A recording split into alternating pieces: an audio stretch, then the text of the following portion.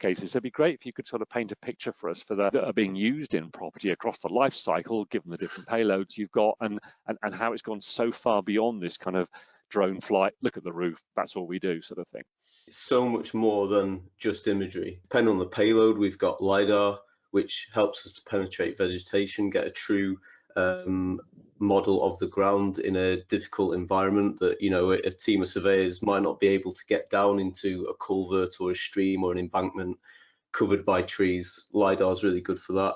Using high resolution imagery sensors, we can use photogrammetry to collect accurate topographical and 3D information.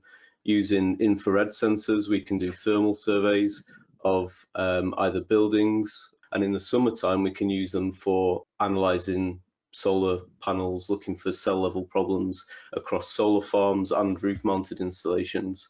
On the construction side, we can take 2D information and provide highly accurate 2D and 3D information that can then be used further down the process and used as if it was collected by a traditional method, if they so wanted.